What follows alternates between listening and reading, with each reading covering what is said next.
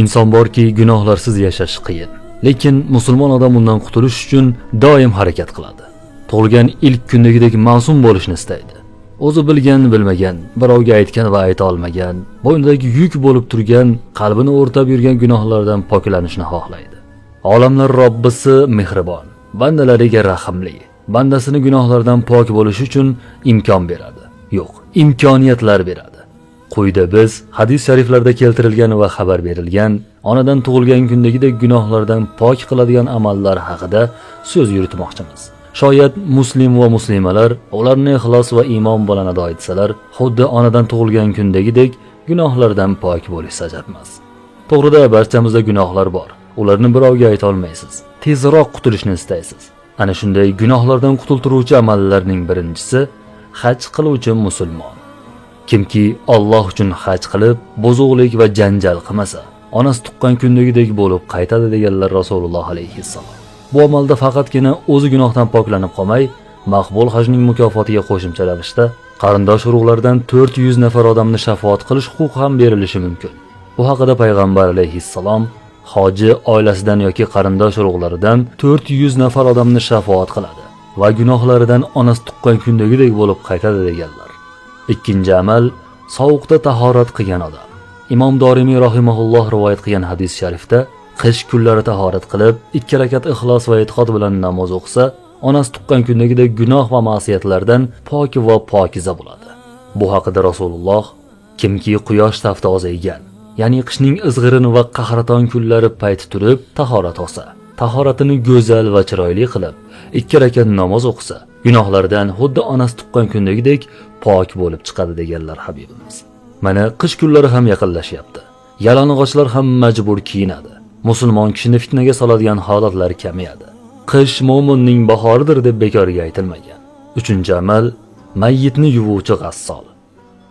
O'lik yuvish musulmonlar zimmasidagi vojib amal bo'lib, uni omonatli va diyonatli, o'likni ayb nuqsonlarini gapirib yurmaydigan, o'lik yuvishni shar'iy qoidalarini biluvchi kimsalar ado qilmog'i zarur.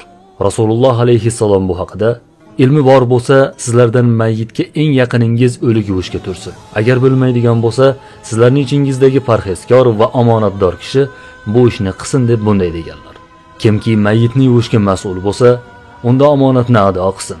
Ya'ni undagi bor narsalarni, nuqson va kamchiliklarni yashirsa, gunohlardan xuddi onasi tuqqandek pok bo'ladi dedilar alayhissalom.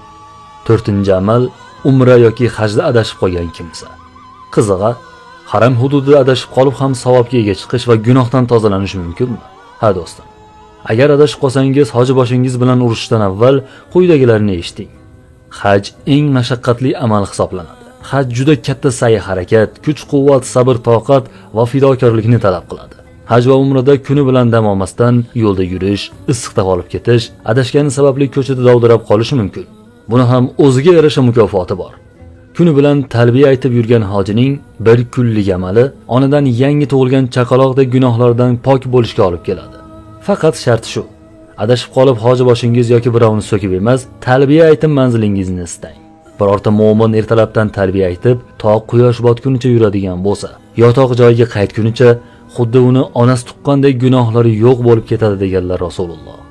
Umuman olganda, yotoq joyidan xolis niyatda Baytullohni tavof qilish niyatida chiqishning savobi juda katta. 5-amal kasal bo'lib yotgan musulmon.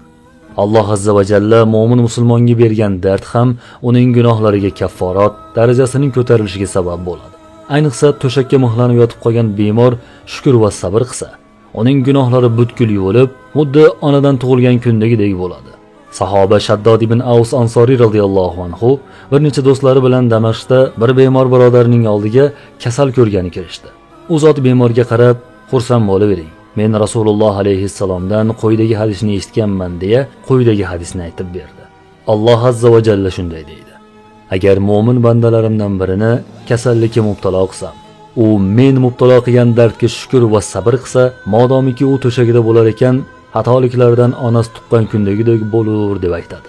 Yana Alloh azza va jalla farishtalariga: men bandamni to'shakka bog'lab, mubtalo qilib qo'ydim. Endi bundan oldin sog'lom holida berish uchun yashirib qo'ygan ajr savoblarimni unga chiqarib beringlar deb amr qiladi, dedilar Rasululloh alayhissalom. Allohu akbar. To'shakka mixlangan yaqinlarimiz agar buni eshitayotgan bo'lsa, muborak bo'lsin.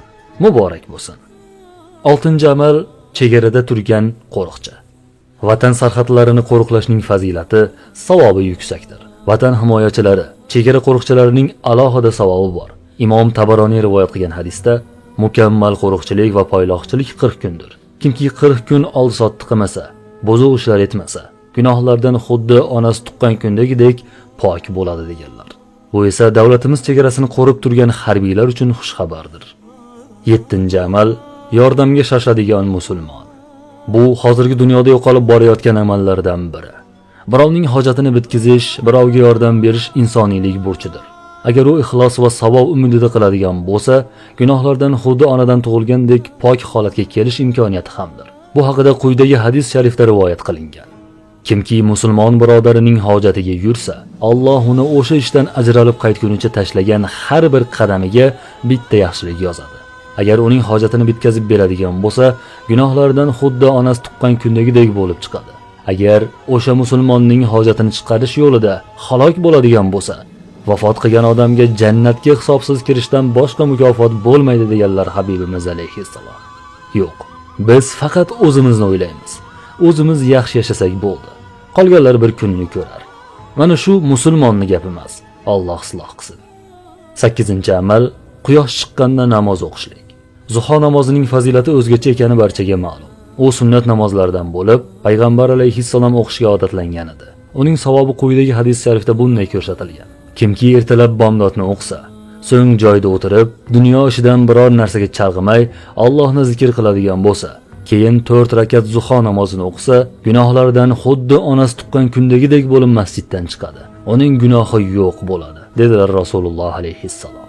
Xullas, oshkor va maxfiy gunohlari tufayli qalbi o'rtanib yurganlar yuqoridagi tavsiyalarga amal qilsalar, inshaalloh gunohlardan soqit bo'ladi.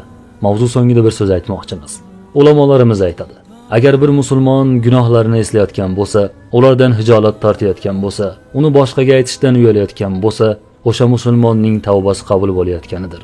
Qalbda gunohlarni e'tirof etishlik Alloh uni hidoyatga boshlayotganiga ishoradir. Agar gunohlardan hech hijolat tortmasa, yetmaganidek uni boshqalarga aytib maqtansa, Alloh saqlasin, bu odamning oxiri halokatli bo'ladi. Gunohlarni boshqaga aytib maqtanishlik o'sha odamni og'ir oqibatlar kutayotganiga ishoradir. Biz bilan qoling, videoni yaqinlarga ham ulashing.